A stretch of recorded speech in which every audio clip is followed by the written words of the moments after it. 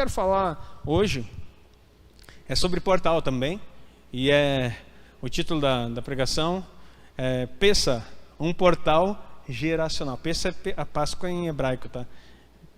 Peça, um portal geracional. Nós vamos falar a respeito do que é a Páscoa e do entendimento. Esse ano nós faremos todas as festas bíblicas nessa igreja.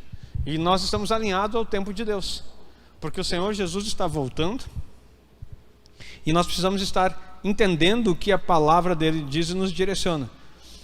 Muitas coisas, queridos, eu tenho meditado muito nas Escrituras e entendido que o fato da falta do conhecimento de Deus e da sua palavra nos faz andar à toa por essa vida, nos faz andar sem sentido, e nós queremos muitas vezes um Deus que resolva a nossa vida na hora que tem problema. E isso não é um pecado que eu estou denunciando, mas é uma falha da igreja, porque isso se chama religião. O aspecto de você buscar Deus, e até quando você já percebeu que a maioria das pessoas, e muitas vezes até nós, quando está tudo legal a gente esquece de Deus. Quando está tudo bem a gente esquece de Deus. Ou quando é uma celebração, algo muito bom na nossa vida, olha, só pensa comigo, algo acontece muito grandioso na nossa vida, ninguém diz assim, espera só um pouquinho, antes de celebrar, me dá uma licença que eu vou ir orar, para agradecer o que Deus fez. Agora, se é uma coisa ruim que está acontecendo, pastor, ora por mim, igreja, ora por mim, coloca no grupo da intercessão, para só um pouquinho, tu larga tudo e começa desesperado a orar, para que Deus faça alguma coisa. Já percebeu que nós temos esse mau hábito? Então, agora nas coisas que Deus marca positivamente, às vezes a gente não consegue dizer nenhum muito obrigado. Isso é natural, porque o próprio Jesus, quando curou os 10 leprosos, só um voltou para agradecer. 10 para 1, então vamos pegar essa média desse dia aí. 1 a cada 10 é que se lembra de agradecer nos momentos das coisas importantes que acontecem. E às vezes até mesmo nos milagres que recebemos, nós celebramos tanto isso, nos alegramos, mas não temos a mesma disposição. Falar sobre peça nesse tempo aqui é mostrar para você que existe um portal que Deus colocou, as 7 festas bíblicas principais, mais as 2 outras que são da tradição judaica, que é Purim e Hanukkah, em que Jesus participou delas também. Essas 9 festas aí, conhecê-las e vivê-las, nós estamos alinhando tempos, porque você precisa entender, e preste atenção nisso, Deus ele não muda. Deus ele não muda. E quando você tenta dizer que houve uma antiga aliança que foi totalmente mudada por uma nova aliança, você está dizendo que Deus é mentiroso. Compreenda, houve uma nova aliança no sangue de Jesus. Essa é uma nova aliança no meu sangue. Mas o sangue de Jesus não anulou os preceitos e princípios da antiga. Só renovou, porque agora tudo que a antiga fez, no sangue dele se resume e se resolve. Está entendendo? Através do sangue dele se resolve isso. Por isso que ele é o Cordeiro de Deus. Isso não é para que nós venhamos a encher de coisas do Antigo Testamento e de práticas judaicas na nossa vida. Não é isso que nós queremos. Entretanto, existem algumas coisas que não mudaram, que é para todos os povos. E quando nós olhamos a Páscoa como sendo esse portal liberado para gerações, nós começamos a entender que ano a ano as coisas de Deus se renovam na nossa vida. Se você deixa um evento no passado, você lembra quando quer. E se você perceber que se isso não fosse o comércio na nossa pátria, no nosso país, muita coisa não seria nem celebrada. Porque as festas já foram mudadas, substituídas, ficando então, a única bíblica de fato que ficou foi a Páscoa, mas com um comércio todo envolvido em cima de Istar, que é Astarote, que é uma deusa que Deus mandou que fosse abominado no povo de Israel. Não se misturem com ela. Em inglês, inclusive, é Happy Easter. ou seja, feliz dia de Easter, a Páscoa, que é uma deusa dos cananeus. E a Páscoa que se celebra fora do princípio bíblico, da data bíblica, é essa aí, que tem o coelhinho, que tem os ovinhos, porque tem todo um ritual que envolve toda uma história por trás disso. Então a única Bíblia que permaneceu no nosso calendário foi deturpada. Você vai dizer assim, mas e o Natal, pastor? O Natal não é bíblica. Eu sei que não é o momento, não vou começar a bater aqui, né? Tem tempo para a gente falar de novo sobre esse momento. Mas assim, nessa festa aqui, quando nós nos alinhamos, nós entramos em coisas poderosas. Então, nós precisamos restaurar na nossa casa e entender que ano a ano Deus está renovando coisas para nós, dando oportunidade do que Ele fez no passado. Essa semana eu estudava, comentei até com o pessoal lá do Gênesis. Eu fiquei muito encucado, né? Você já deve ter me visto falar sobre os 8 portais que Deus criou no tempo. E isso é tão poderoso que Jesus usou esses portais. Vamos fazer aqui, antes de eu começar a pregar sobre a Páscoa, que é uma palavra poderosa para o teu coração, eu preciso, como mestre dessa igreja, pastor aqui também, ensinar você alguns pontos. Mas você lembra, você faz ideia de eventos importantes que aconteceram nos portais? Fomos para Jesus. Talvez você não saiba, mas Jesus foi preso à meia-noite. Ele estava orando lá quando chegou o pessoal para prender ele. Às 3 da manhã ele teve o seu primeiro, foi levado para ser julgado. Segundo portal. Às 6 da manhã ele foi a outro julgamento. Às 9 da manhã ele foi crucificado. Ao meio-dia as trevas cobriram a terra. Às 3 horas da tarde ele morre. Antes das 18, ele é colocado no sepulcro. Ele ressurge às 6 da manhã.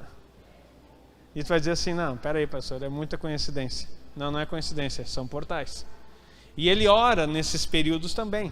Ele orou no portal das 9, quando ele pede, nas 21 horas, quando ele pede para que fosse afastado dele aquele cálice, 9 horas.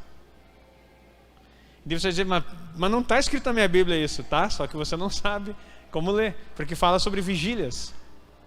E se você não estudar a respeito das vigílias, você nunca vai entender esses portais. Agora, pasme no que eu vou falar para você. 8 portais do tempo, começando pela manhã, 6 da manhã, 9 da manhã, meio-dia, 15 horas, 18 horas, 21 horas, meia-noite, né? E 3 da manhã. E daí gira de novo, vai 6, vai indo. 8 portais no total. Você sabia que existem 8 glândulas principais no seu corpo? E que os judeus chamam de portais? E todos aqueles que estudaram, inclusive se alguém já da seita, para ver assim, ó, quando a igreja não se apropria, preste atenção, o inferno toma conta. Porque os portais são lugares aonde você como crente pode usar, diga amém. Mas também são os lugares onde as trevas podem usar. E as trevas usam direto, porque é o lugar onde eles conseguem contato. É como se fosse um horário onde o mundo espiritual está atento para atender altares. Isso é muito sério. E aí quando Deus diz lá que Ele procurou alguém que estivesse na brecha, Ele estava falando com atalaias ali, alguém que estivesse orando, intercedendo pela nação nos horários de vigília. Porque quando não tem ninguém orando para cobrir os horários, pensa num sentinela de um exército, se não tem ninguém guardando os portões, alguém vai tomar conta desse portão. Se você não vigiar nos horários de oração, as trevas vão dar conta desse lugar. E não quer dizer, você está deixando descoberto um portal, uma entrada, aonde você poderia abençoar sua família, sua casa, sua nação, sua igreja, mas você está deixando ela descoberta. Alguém vai olhar e dizer assim, pastor, que bobagem isso. Tudo bem, eu não estou aqui para discutir nem convencer, eu estou ensinando da minha igreja. Você que nos escuta pela internet, seja feliz, siga o que o seu pastor diz. Mas você está me assistindo, então aprenda. Então, fazer o quê, né? Você está aqui assistindo. E não é nenhuma prepotência, é conhecimento mesmo. E aí o que acontece? Essas 8 glândulas são responsáveis por muita coisa importante. Uma delas é nessa região, outra aqui todo mundo conhece, a tal da tireoide. E 2 na cabeça. Uma, o esoterismo chama, inclusive, de terceiro olho. Porque é responsável pela visão espiritual aberta.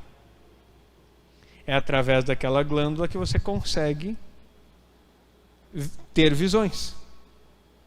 Isso não é privilégio de crente, isso é para o ser humano. E aí você vai conhecer pessoas que não conhecem o Senhor Jesus, e eu atendi várias aqui. Quando tu é um crente religioso, como eu já fui um pastor muito religioso, no aspecto de doutrinariamente encaixotado dentro da caixinha da religião, as pessoas dizem assim, pastor, eu vejo coisas. Aí o que geralmente a pessoa diz? É doido? Como é que é o termo lá? Que a pessoa que esquizofrênico, dentro da psicologia, diagnosticado como isso, é esquizofrênico, ou é doido, ou está endemoniado. Não, ele tem uma, vamos dizer assim, como que eu vou chamar isso? Não quero chamar de dom, mas ele tem uma percepção aguçada das coisas através daquela glândula que Deus colocou nela. E aí os pastores, quando a pessoa diz assim, eu vejo isso, eu vejo vulto, eu vejo coisa ao meu redor, pastor, sai Satanás! E aí já comenta com o outro assim, aquele irmão ali é meio esquisito, ele está meio endemoniado, porque ele vê as coisas, ele consegue ver as coisas. Aí a outra religião aí fora diz assim, você vê coisas, você tem um dom mediúnico. Vem para cá que nós vamos te ensinar como usar isso. E o crente acha que é Satanás. Em vez de dizer assim, você vê coisas, vem para cá que nós vamos te ensinar sobre o profético. Deus te deu um dom, Ele quer te revelar o mundo espiritual. Olha só como muda. Está vendo a diferença do conhecimento da palavra e da religião? A gente para de chamar os outros de encapetado e começa a converter e entender o que Deus está falando. Agora, quando eu falei disso aqui, falei só sobre 8 glândulas, nem mencionei nada, falei só sobre isso. A gente não faz ideia disso.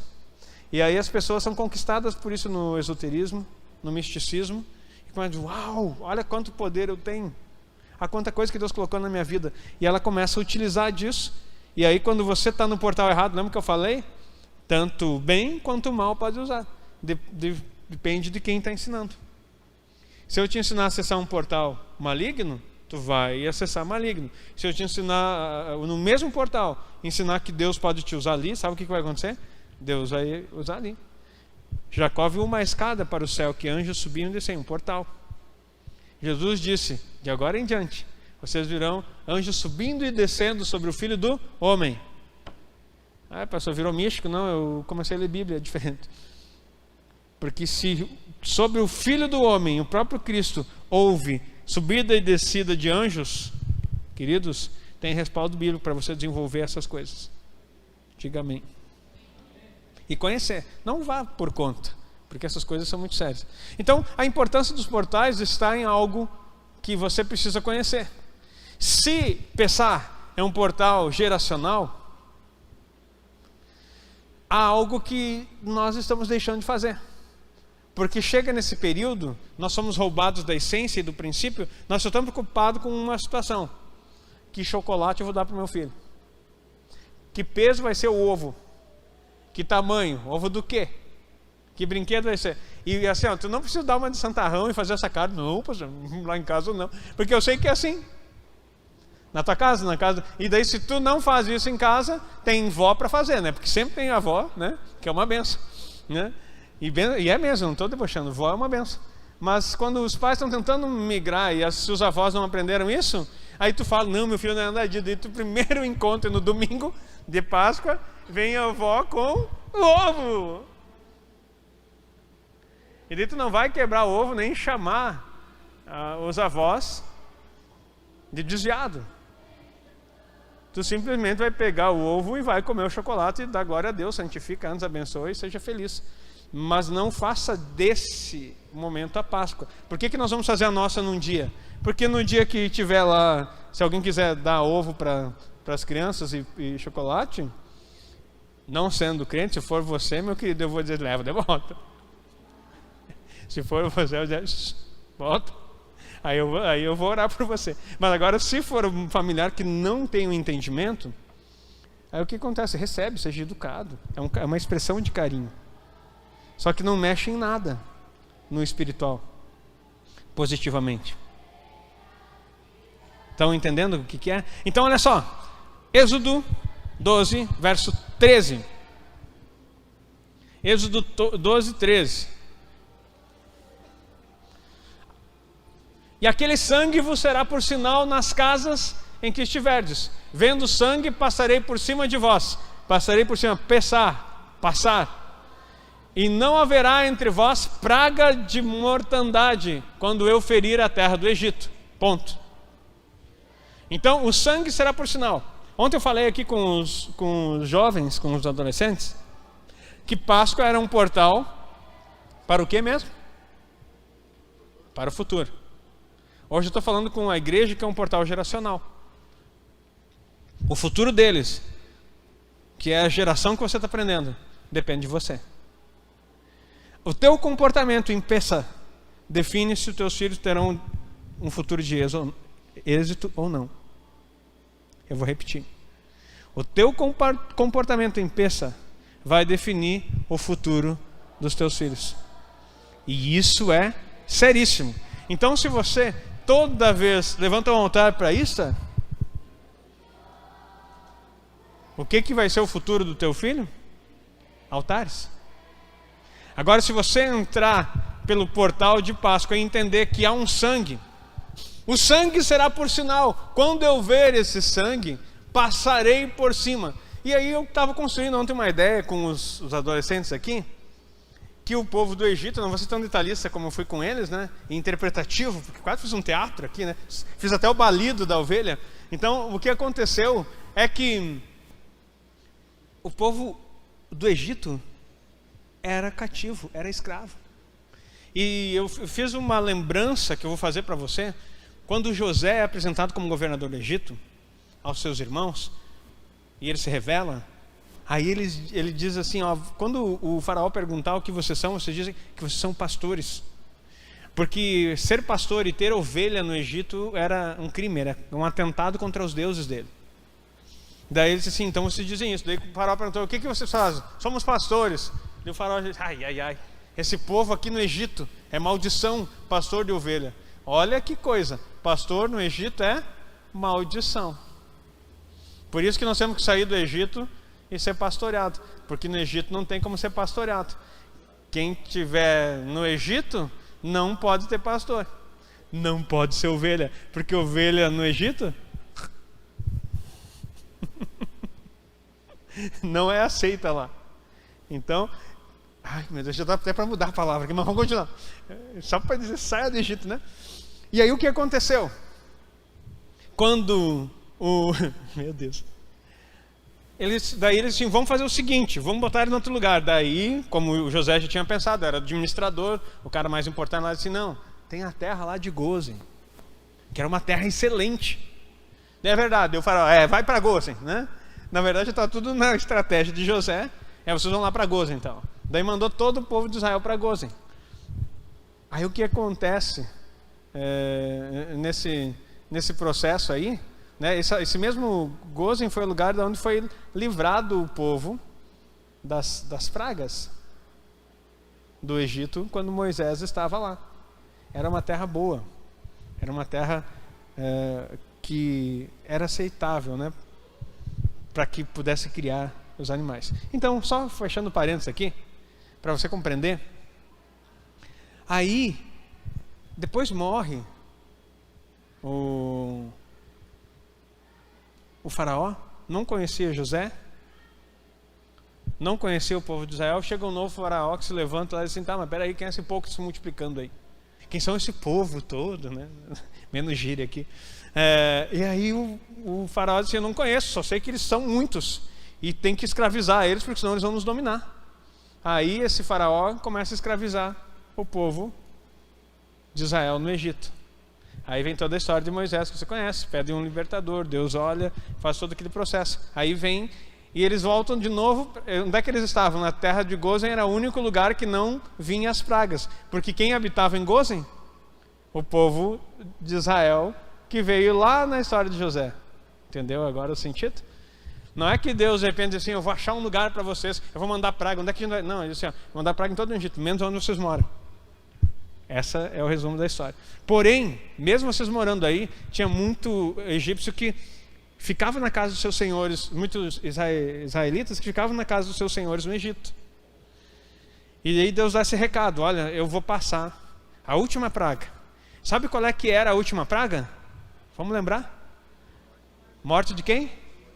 Dos primogênitos. Quem é o primogênito? É o primeiro filho de uma família. Então Deus diz assim, ele está com o coração duro ainda.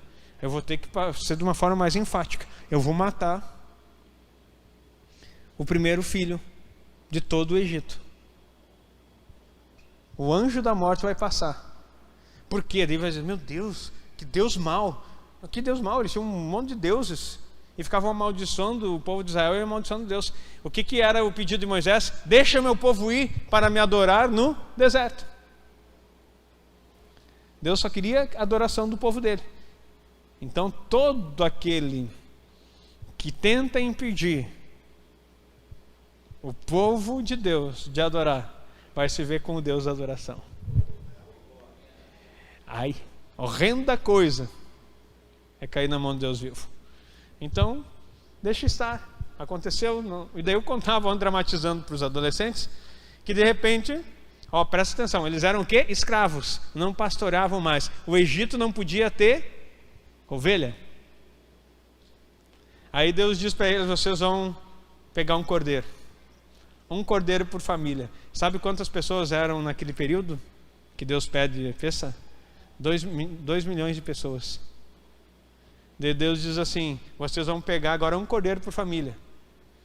E se a família for pequena, isso é quase como é que é? Hipérbole que se diz na linguagem, né?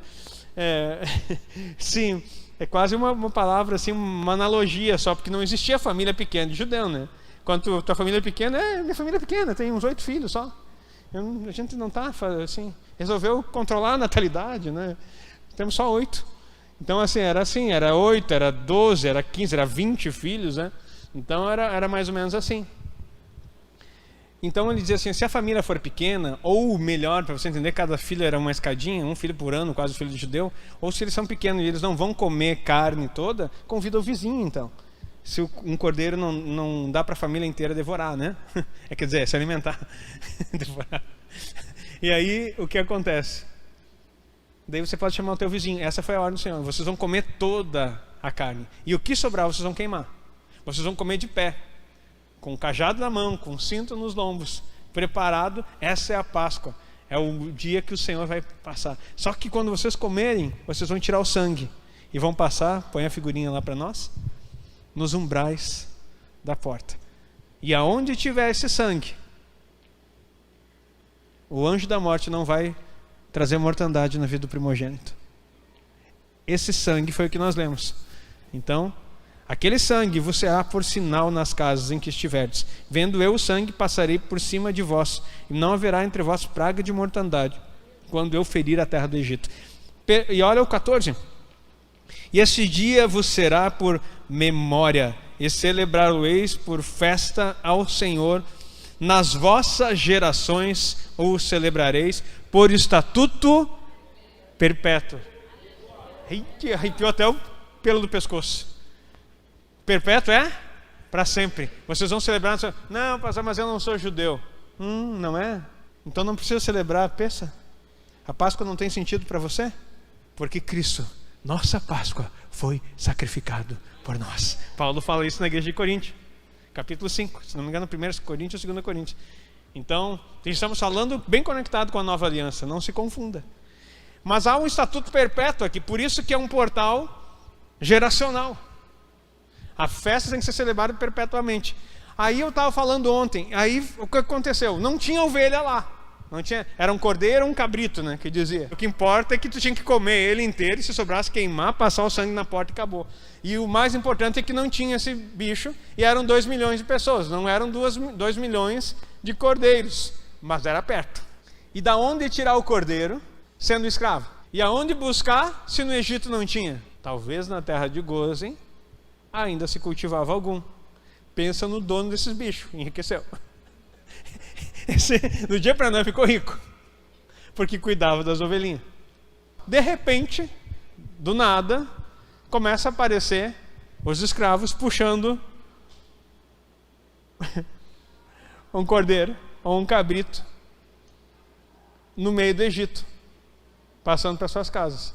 E alguns deles moravam, aqui tu viu, na casa onde você estiver, você vai passar o sangue. Onde você estiver. Não quer dizer que era só na sua casa, porque tinham israelitas que moravam no Egito. Muitos egípcios se salvaram por causa do povo de Israel no meio. Todo aquele bicharedo. E olha, eu estava falando ontem que a casa deles era um ambiente só, não era uma casa cheia de quartos. E não tinha uma estrebaria para colocar os bichos. Eles pegavam os bichos e amarravam no pé da cama, no pé da mesa, e ficava o bicho ali dentro.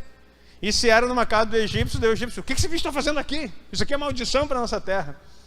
E daí, não, é que o nosso Deus pediu para sacrificar e comer, esse aqui nós vamos comer o bichinho, coisa e tal. Então imagina só a situação. A quantidade, já tinha pensado nisso? Claro que não, né? Então olha só, a quantidade de cordeiro ali. De repente, eu falei isso para os adolescentes ontem. O amigo deles era egípcio. Os meninos, os filhos dos judeus, tinham um amigo egípcio. Cara, o que é isso aí? Ah, isso aqui é um cordeiro. Tá, mas para que serve? Tu sabe que isso aí é maldito aqui na nossa terra? Não, mas é o seguinte, o meu Deus falou para o meu pai que é para sacrificar e passar o sangue na porta, porque vai vir uma praga. Ai, nem fala em praga. Deus me livre, né? Ali surgiu, né? Deus me livre. Bota a madeira aqui. Ra, que era os deuses dele, né? Ra me livre, né? E daí eles, o que aconteceu? Não, porque assim, ó, já teve 9 pragas, imagina se vai vir mais. E tu sabe me dizer como é que é essa última praga? Sei. Por isso que o bicho está aqui. A última praga é a morte de todo filho primogênito. Aí já arrepiava a nuca do guri. Mas eu sou primogênito da casa. Pois é, cara, eu também sou. Por isso que o pai comprou um negócio aqui, ó, nós vamos comer esse bicho, vamos passar o sangue na porta e deu. Não, mas como é que eu... Daí, imagina, eu estou dramatizando para você entender, mas imagina o primogênito da casa do egípcio, desesperado. Pai, compra o bicho. Compra esse negócio que esse povo escravo está comprando aí. Mata, vão comer, vão passar o sangue. Deixa de ser bobo, guri. Gaúcho também, né? Já estava no Egito. Deixa de ser bobo, guri. Não ter fresqueia, piá. Essa ficou melhor, né? Não ter fresqueia, piá. Tu sabe que isso aí é maldito? Para os nossos deuses. Mas pai, tu já viu como é que foi as outras pragas? Tu viu o que aconteceu? E a última agora, sabe o que vai acontecer? Vai matar o primogênito. Eu sou o primogênito, pai. Eu vou morrer. Quem vai morrer nada, guri? Deixa de ser bobo. E o final da história tu sabe. Talvez tu não tenha pensado na situação. Havia uma porta. Havia um portal. Havia um sangue que podia livrar a geração. Mas muitos pais disseram, não te fresqueia, guri. Aqui nessa cidade, eu vi muitos pais dizerem para os seus filhos, não te fresqueia, guri. Isso é só uma fase. E muitos deles, eu tive que estar no enterro depois. E não passaram pelo portal. Não foi geracional. Não viram o futuro. Não entenderam o poder do sangue. A minha palavra para você hoje, pai que está aqui, pensar, é que é uma passagem, não apenas do anjo da morte por cima daquele lugar para não trazer mortandade, mas é uma passagem para uma nova dimensão espiritual. Deus quer levar você e a sua casa para uma nova dimensão espiritual. Ele quer fazer com que você seja livre disso. Mas é que todo mundo... Pastor, sabe como é que é a sociedade? Sei muito bem. E estou fazendo um estudo poderoso. Daqui uns dias eu vou liberar para vocês aqui. Nós vamos fazer aqui, vai ser um seminário. E você vai divulgar. Que eu vou falar todos os sinais dos fins do tempo. Eu estou chocado, porque eu estou pegando só noticiário. Tem noticiário em espanhol, tem noticiário em português, de Portugal. Tem noticiário em tudo que é lugar. Falando a respeito das coisas que já estão acontecendo e a maioria não está vendo. A respeito do fim. E são coisas chocantes. São coisas assim, tudo com vídeos, com Bíblia, vídeos. E você vai perceber que só falta uma coisa. 2 sinais apenas faltam para Jesus voltar. O templo de Israel ser construído. E o mais assustador é que está tudo pronto. No museu do templo lá está tudo aqui, tudo pronto. Aqui está o negócio, eles mostram tudo. Então, o que acontece? Ela está mostrando, ela vai lá e mostra a roupa do sacerdote está pronto, o candelabro está pronto, tudo está pronto, só falta o prédio, porque ainda há uma guerra. Então, todas essas coisas vão ser mostradas, e está muito próximo. E o segundo sinal, que vai ser muito interessante, não vou usar essa palavra, é a reunião de vários povos para trazer a paz mundial. E um líder que se levanta para controlar essa paz mundial. Qual a data já foi dita e eles estão dizendo na internet direto. Vai acontecer essa data, esse novo governo vai ser implantado e esse novo líder que vai resolver todas as questões políticas, econômicas, linguísticas, que vai ser uma nova língua, eles chamam de reset. Está marcado tudo para a mesma data. O reset do mundo, o mundo vai começar novamente. E a paz mundial vai vir 2030. Só o crente que não acredita. Só que bobagem, nós somos em Cristo. Jesus resolveu tudo. Jesus é Jesus, Jesus vai organizar. E as trevas trabalhando, os caras correndo uma doideira só. E o povo não está enxergando. 2030. Não é a Bíblia que diz. Nem eu que estou dando data. A sociedade inteira, o mundo inteiro. Teve uma reunião agora há pouco com 150 países, agora em março. 150 países para resolver como será a religião no reset, nessa nova fase.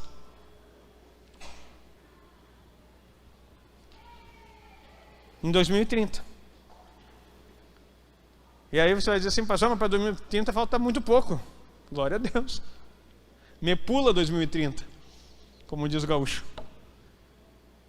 Eu só quero te ver. Eu quero ver a glória do meu Deus. Eu quero ver o meu rei. Levantai a porta, ó vossas cabeças, para que entre o rei da glória. A maior expressão da minha vida, não sei se é a tua, é poder olhar para o meu Senhor. E os seus olhos, a gente canta isso, tem chama de fogo. Eu quero ver isso. E nós vamos ver. Queridos, não deixe que as coisas roubem vocês. Oséias 4, verso 6. Preste atenção. E já estou terminando. Essa porta você precisa passar. Esse lugar dimensional e toda celebração de Pêssar está nos introduzindo de novo na lembrança. Mas a Páscoa do Egito já passou, pastor, mas a de Jesus também. Só que é um memorial para nós, aonde todo ano nós entramos no mesmo local. E agora entenda algo: meu povo foi destruído porque lhe faltou conhecimento. Porque tu rejeitaste, a palavra aqui é para um sacerdote. Presta atenção. Apocalipse 1:6 diz que nós somos feitos reis e sacerdotes para Deus. No capítulo 5 ele fala a mesma coisa também. Pode deixar lá que eu não tenho ideia. No 6 ainda. Meu povo foi destruído porque lhe faltou o conhecimento. Porque tu rejeitaste o conhecimento, também eu te rejeitarei para que não seja sacerdote diante de mim. E visto que te esqueceste da lei do teu Deus, também eu me esquecerei de teus... O que está escrito ali? Teus o quê? Opa, peraí. Deus está falando para os sacerdotes da época, porque eles tinham conhecimento, erravam porque eles estavam faltando conhecimento, eles pararam de estudar a palavra, eles pararam de mergulhar nas escrituras, e dizer assim, vocês estão fazendo a coisa no automático, vocês não estão olhando mais para a minha lei, vocês não estão mais se integrando no que eu quero e como eu ordenei para fazer, vocês estão fazendo do jeito de vocês. Eu quero dizer para vocês, eu não quero mais vocês como sacerdote. E por causa que vocês estão fazendo isso, eu também, e vocês esqueceram da minha lei, eu também não quero os teus filhos. Porque o sacerdócio diante de Deus não é segundo o teu desejo e conforme você pensa, é segundo o que Ele define. Ele é o Senhor, Ele estabelece os sacerdotes. Hoje em dia cada um quer ser sacerdote de si mesmo, sacerdote da vida dos outros, mas da sua forma de ser. E Deus não aceita isso. E quando as pessoas, quando os sacerdotes abandonam, como é que nós somos chamados na nossa casa, homens? Sacerdotes do lar. Se você abandona a lei do Senhor, e isso aqui já não tem vigência na tua casa, e não é botar a Bíblia e dizer assim, a partir de agora todo mundo vai ler esse negócio aqui. Resolve alguma coisa? Não. E você está lendo? Ah, não, é que eu trabalho bastante, né, pastor? Tem que sustentar a família. Então não adianta nada querer dar lei para os outros. Você lê a palavra, vive a palavra, coloca ela dentro do teu coração. Ora, chora, diz, Senhor, me faça entender. Ah, porque eu não entendo a Bíblia. Claro, tu não lê. Como que tu vai entender uma coisa que você não lê? Ah, pastor, mas é muito difícil. Eu vou dizer para você. É fácil ou é difícil aprender uma nova língua? Fácil, né? Todos vocês falam pelo menos 3. É isso? Claro que é difícil. Por que tu não fala? Hablas espanhol? Não? Eu sei que alguns sim. Por que tu não fala?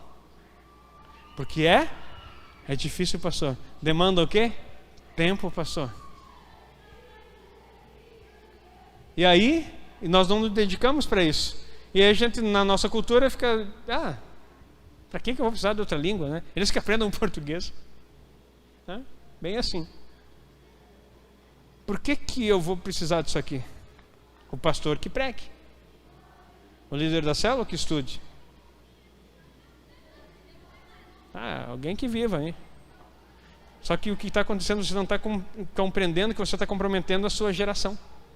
Vai ter morte de primogênito na tua casa. Não diga amém. Vai ter morte de primogênito na tua casa, homem. Se é que já não estão mortos. Porque a morte não é que vão cair duro no chão, mas vão morrer espiritualmente. E aí eu vejo muitos pais dizendo assim, pastor, eu não sei o que fazer. Eu não sei o que fazer. Está desviado, está endemoniado. Daí eu pergunto assim, como é que está o teu relacionamento com Deus, pai?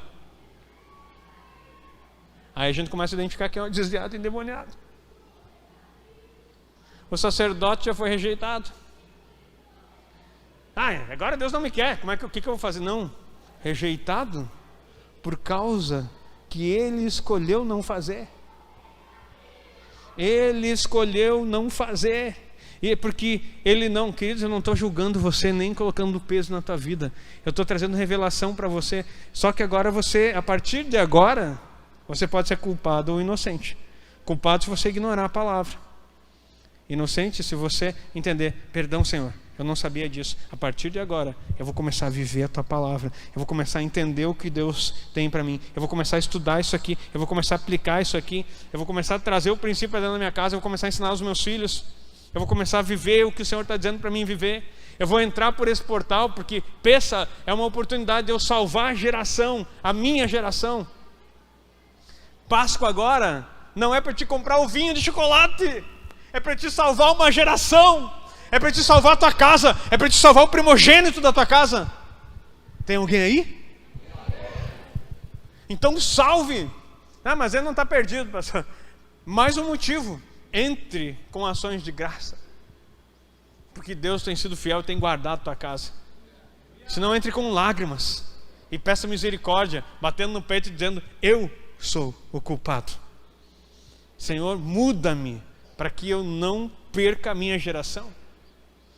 Porque quando uma geração é perdida, a tua existência... Eu não vou dizer isso aqui, vai ficar muito forte. Para Abraão foi dito: em ti serão benditas todas as famílias da terra. Pensa ao contrário. É o que acontece com aquele que não passa pelo portal e não entende o que Deus tem para ele como sacerdote. Em ti serão malditas as famílias.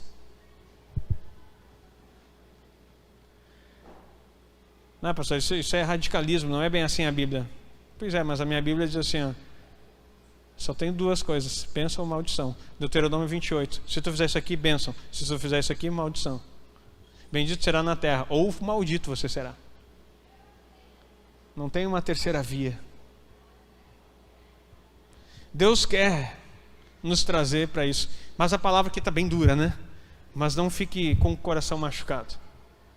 Eu quero que você entre nesse portal geracional e comece a participar dos benefícios que Deus tem.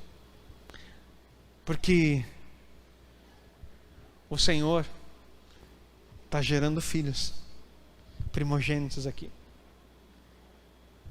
E o que o teu filho está vivendo hoje, preste atenção. Eu mandei essa semana aqui uma oração no grupo sobre um pastor falando sobre orar pelos seus filhos. Continue orando pelos seus filhos. Mas tu tem orado mesmo ou tu tem se queixado para Deus do teu filho? Ai, Deus, eu sei que eu faço mais. Por que isso, Senhor? O que eu fiz para merecer isso? Isso não é oração, queridos. Isso é feitiçaria. Tu está destruindo você e tua casa e a vida do teu filho. Oração é você entrar no quarto do teu filho que está rebelde, que está fugido, que está desesperado, que está desviado, que está sem Deus. E você entra no quarto dele e você começa a declarar: Senhor, eu entendi. Hoje eu decido passar por esse portal. Eu coloco o sangue de Jesus sobre esse quarto. E daí tu começa a profetizar, pega um óleo e tu tem que virar meio doidão mesmo, assim, pentecostal louco, né? Não dá mais tempo de gente ficar essa coisa meio de qualquer jeito. Entra lá, pega uns tubos de óleo e joga nas paredes e começa a dizer: Senhor, eu consagro o quarto do meu filho. Daí tu pega as roupas dele, coloca em cima da cama, coloca a mão. Eu sei que na internet alguns vão dizer que eu sou louco. Pronto, agora um feiticeiro gospel. Não, está repreendido. Mas eu quero dizer assim, ó, coloca a roupa do teu filho lá e põe a mão assim: Senhor, quando ele botar essa roupa aqui, Espírito Santo pega ele, muda o coração dele. Senhor, transforma. A intercessão tem que ser algo que gere no mundo espiritual, que você sinta alguma coisa. Se tu ficar: Senhor, abençoa meu filho, Senhor. Ai, está quase na novela das 8. Ai, Jesus abençoa rapidinho, porque já vai começar. Tem muito intercessor assim. Ou intercedendo assim: Senhor, abençoa. Ih, agora taxaram, meu Deus. É o fim do mundo, é o apocalipse. Jesus só pode estar voltando. Ah, mas ela estava orando pelo meu filho. Senhor, muda esse rebelde. Porque não lava nenhuma louça, não arruma nem a cama, não lava as meias, não deixa aqueles tênis jogados. Não quer ir para a igreja, não quer fazer nada. Ah, Senhor, eu não sei, mas nem Jó foi tão atribulado. Mas agora, aquela mãe, chore pelos teus filhos no quarto deles, para não chorar na cela depois. Chore por teus filhos dentro do quarto, enquanto eles não estão, para que você não tenha que chorar depois lá dentro da prisão, com eles não tendo mais jeito.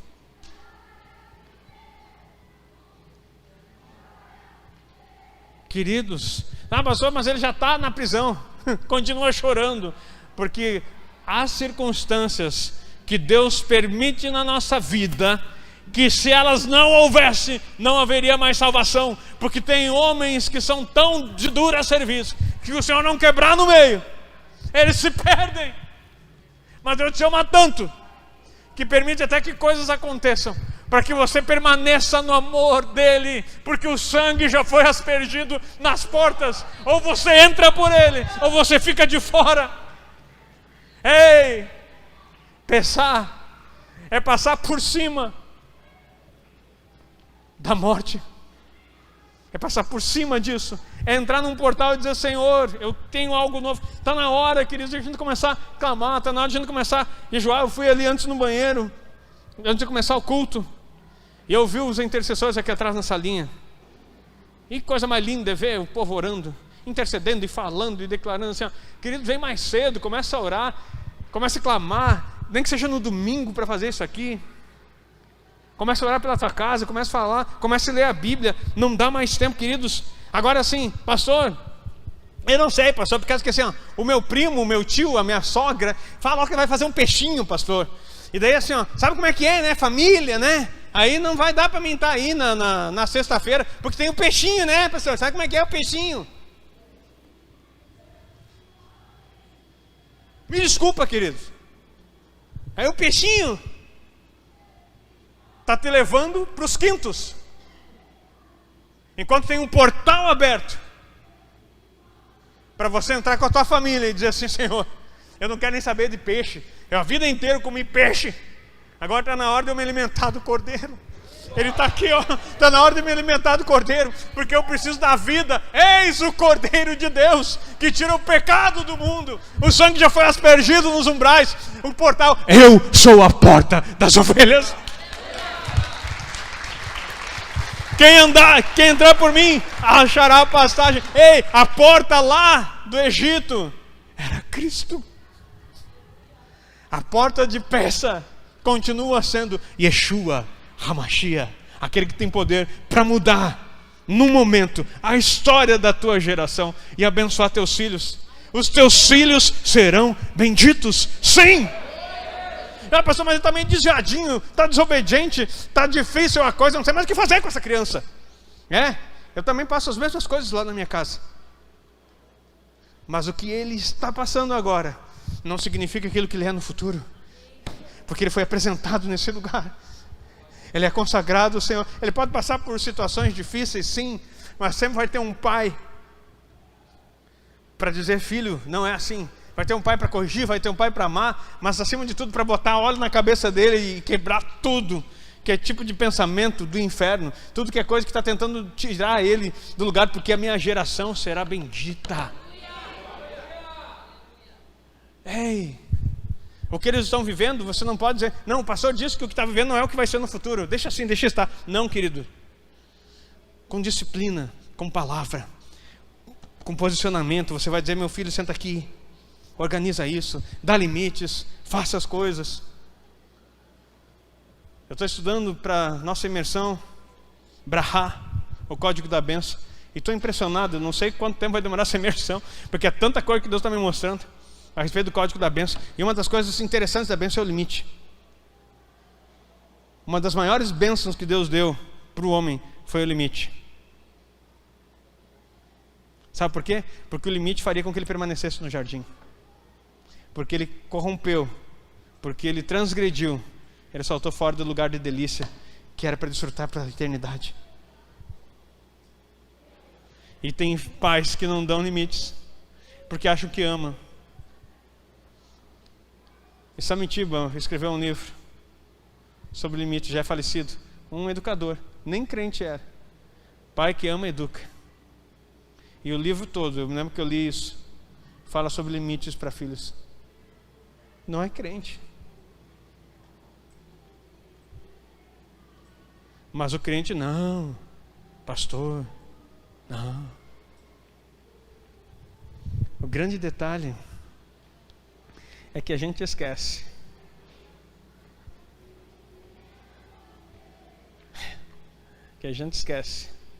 que o preço do sangue aspergido não foi ouro nem prata, foi morte. Ele morreu para que você e eu pudéssemos viver.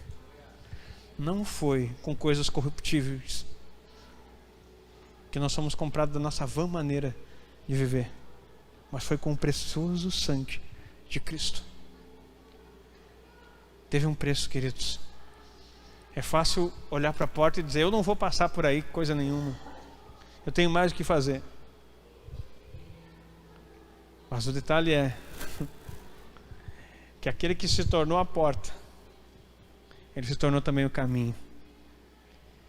E ninguém pode passar pela porta.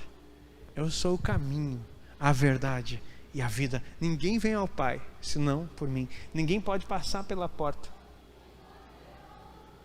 sem viver exatamente aquilo que ele viveu. Tá, peraí, pastor, agora me deixou confuso.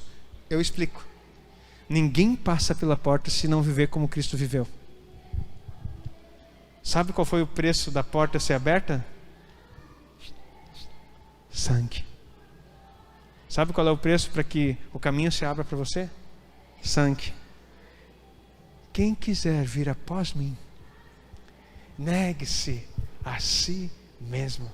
Tome cada dia a sua cruz. Fala do quê? Morte. E siga-me. Aí as pessoas pegam a cruz, mas esquecem de seguir. Não entram no portal. Isaías 53 só se cumpre. Fala tudo que Jesus fez. E por suas pisaduras fomos sarados. Sabe o que quer dizer pisaduras somos sarados? Não é o rastro. Ele, que lindo, ó. Esse rastro aqui que me salvou. As pisaduras dele nada mais foram do que um caminho produzido, uma estrada aberta para que você seguisse e se apropriasse de tudo que ele já conquistou. Sabe por que as pessoas não conseguem ser abençoadas, não conseguem viver as coisas? Porque eles sabem que há um caminho, sabem que é uma verdade, sabem que é uma vida, sabem que é um Jesus que fez todas as coisas, sabem que Jesus morreu e passou sangue nos umbrais, mas não estão dispostos a passar pela porta. E depois de passar pela porta, que é a entrada, seguir o caminho. O caminho é um caminho de sangue.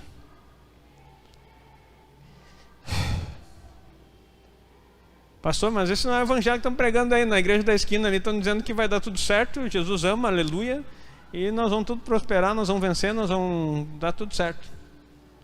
Pois é, o problema é que não vai. Paulo fala uma frase: já estou crucificado com Cristo, agora já não eu mais vivo, mas Cristo vive em mim. E a vida que agora vivo na carne, vivo-a na fé no Filho de Deus, o qual me amou e se entregou por mim. É por aí. É isso que nós precisamos compreender. Nós vamos entrar nessa porta, nós vamos salvar a nossa geração. Ei, queridos, o teu primogênito está aí? Como é que está a vida do teu primogênito? Como é que está a vida dos teus filhos? Como é que está a tua geração? A perpetuidade está vindo? A bênção do Senhor está repousando sobre você? Ou está tudo lascado e você não consegue ver nada acontecendo de bom? Eu quero dizer para você, a boa notícia é que a porta está aqui. O sangue está aqui. O Cordeiro de Deus está nesse lugar. Eu quero dizer para você, há tempo de salvar a tua geração.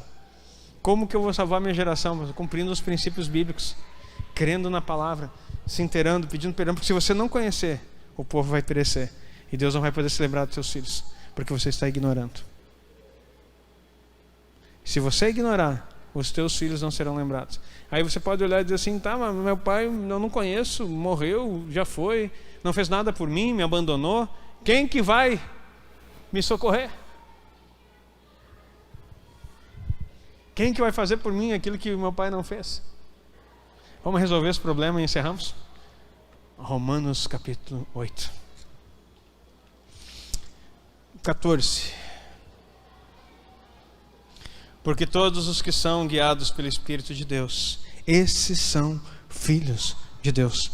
Porque não recebeste o espírito de escravidão para outra vez estares em temor, mas recebeste o espírito de adoção de filhos, pelo qual clamamos: Abba, Pai. E o próprio Espírito testifica com o nosso espírito que somos filhos de Deus. E se somos filhos, somos logo herdeiros, também verdadeiramente herdeiros de Deus e co-herdeiros de Cristo, se é certo que com Ele padecemos, para que também com ele sejamos glorificados. Olha o 18, queridos. Porque para mim, tenho por certo que as aflições deste tempo presente não são para comparar com a glória que em nós há de ser revelada.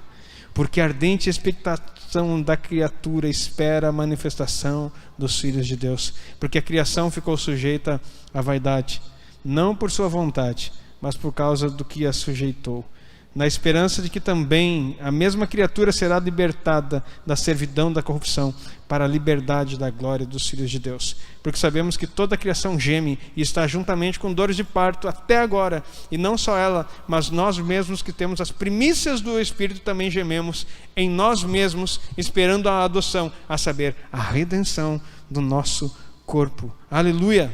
Então o que vai acontecer? Você, que talvez não foi organizado nisso, você foi adotado. Fui adotado como filho, sou co-herdeiro com Jesus Cristo, tenho uma grande família, batizado no teu Espírito. É isso aqui que ele está cantando.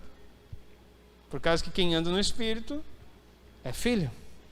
E porque você está com o Pai, você participa da herança. Agora, você que é pai e tem filhos, participa do princípio para ter a herança. Deus resolve aquele que é órfão. E diz que faz até o solitário viver em família. Mas aquele que está em família precisa compreender que a responsabilidade de remir a sua geração está na sua decisão como sacerdote de dizer: sou eu aqui. Se coloque de pé, eu quero orar por você.